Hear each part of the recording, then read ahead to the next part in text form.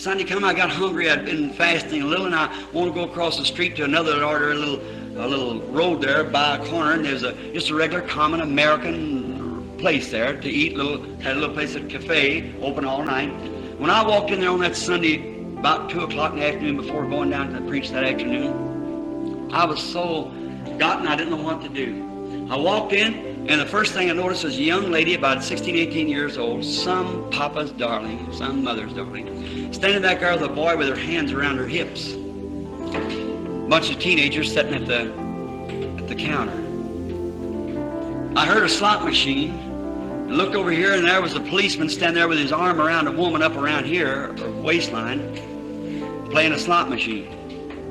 Now, you know that gambling and slot machines is illegal in Ohio, you Buckeye people here. And you know that's illegal. And here was a law playing a slot machine. And a man of my age probably married, a bunch of children, maybe a grandfather. A policeman, road patrol, playing a slot machine. There's that young, what's a teenage young, what's this done? I stood there, nobody noticed me coming in. They was too busy, half of them drunk. So I heard somebody saying, well, do you think the rain will hurt the rhubarb? And I looked around over here, and here sat a lady sitting there, old lady, real, she was 65, 70, close to it. And the poor lady, I don't blame anyone from looking their best. But when she fixed herself, she made her hair blue, real blue looking, and all cut off over the top, made real blue. And she had on real thick manicure, or what you call the stuff put on her face, and a big spots. And she had on little bitty shorts. And the poor old thing was so wrinkled to the flab meat was hanging down like that over her legs, and she was drunk. She was sitting there with an old man in the summertime with one of these old gray army overcoats on her, olive drab, it hanging down like that, and a big scarf around his neck. Drunk, 2 of them, and they was with this poor old woman. I thought, how can you stand it, God? Look like you're so holy that you just wipe that thing off the earth. I said, look at that poor grandmother sitting there.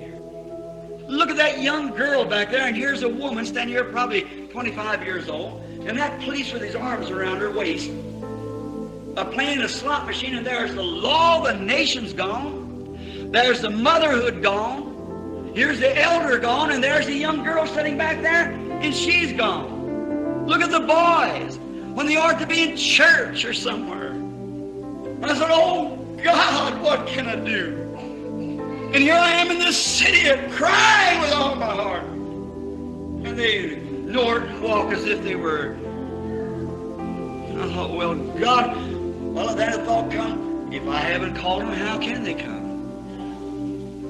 All the Father has given me will come. You have eyes, but you can't see, ears, and you can't hear.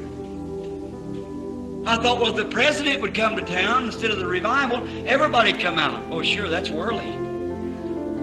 Then I got to thinking, well, God, why don't you just go, come on and send Jesus and let's have it over with.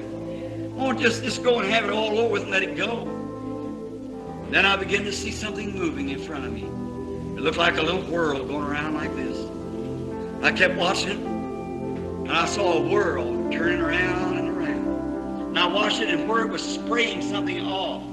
And I looked, and it was a spray of red crimson blood across around the world. It was like a whirl going around like a comet, and it had a whirl around like this. And I looked at this whirl, and just above it I saw Jesus in the vision. He was looking down, and I seen myself standing down here on the earth doing the things that I should not do. And every time that I sinned, God would have killed me. Because the day you die, God's holiness and justice requires. And you'd have to die. And then I looked there and I kept rubbing my eyes. I said, I never went to sleep. It's a vision. I'm sure this is a vision. I kept watching as I stood behind the door. And I seen my own sins come up. And every time they would start to hit the throne, his blood act like a bumper on a car. It caught it and I'd see it shake. And the blood would run down his face. And I see him raise his hands and said, Father, forgive him. He doesn't know what he's doing. I seen myself do something else. It shook him again. Well, God would have killed me right then. But his blood wasn't catching me. It was holding my sins. I thought, oh God, did I do that? Surely it wasn't me, but it was. Then I went walking like this, like I was going through that room, and I walked up close to him. I seen a book laying there and had my name on it, and all kinds of black letters wrote across it. I said, Lord, I'm sorry I did this. Did my sins cause you to do that? Did I spin your blood around the world? Did I do this to you, Lord? I'm so sorry that I did it. And he reached down and said, will you forgive me? I didn't mean to. By your grace, I'll try to be a better boy if you just help me.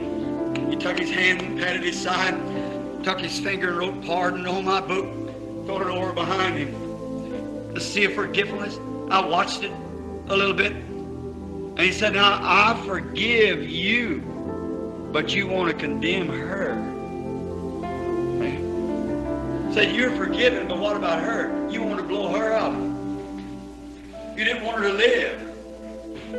I thought, oh God, forgive me. I didn't mean to think that. I didn't want to do that. I didn't want to do that. You're forgiven. You feel all right, but what about her? She needs it too. She needs it. Well, I thought, God, how do I know who you've called and who you haven't called? It's my business to speak to everyone. So when the vision left me, I walked over to her. I said, how do you do, lady? And them two men went to the restroom. And she was sitting there, hiccuping, laughing, the bottle of whiskey sitting on the table, or beer, it was, alcohol, sitting there where they've been drinking. I walked up and said, how do you do? And she said, oh, hello. And I said, could I sit down? She said, oh, I got company. I said, I didn't mean it in that way, sister. She looked at me when I called her sister. She said, what do you want? I said, could I sit down just a minute? She said, help yourself. And I sat down. I told her what had happened. She said, what's your name? And I said, Branham. She said, are you the man down here in this arena? And I said, yes, ma'am. She said, I've been wanting to come down there. She said, Mr. Branham, I was raised in a Christian family. She said, I got 2 young girls that's Christian. But certain things happened and she got on the wrong road and started. I said, but sister, I don't care. The blood's still around you. This world's covered over with blood. If it didn't, God would kill us every one. When that blood's moved, look out for judgment. But now, if you die without that blood, you go beyond that place. Then there's nothing to act for you. Today, the blood acts in your stead. I said, lady, sure, the blood still got you covered. As long as you got breath in your body, the blood has you covered. But someday when the breath leaves you, the soul goes out, you'll go beyond that blood, and there's nothing but judgment. While you got a chance for pardon. And I took her by the hand, she's crying. I said, Mr. Branham, I'm drinking. I said, that don't hurt. Something or another has warned me to come tell you. I said, God before the foundation of the world calls you, sister. And you're doing wrong, and you're only making it worse.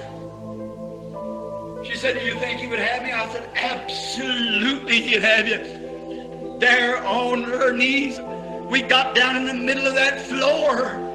And an old-fashioned prayer meeting. That priest took off his hat and bowed on one knee. There we had a prayer meeting in that place. Why? God's sovereign, laying aside these dead works, let us go on to perfection. Let's move into that realm where these, I belong to church and I belong to that. That's all finished, and let's go to perfection.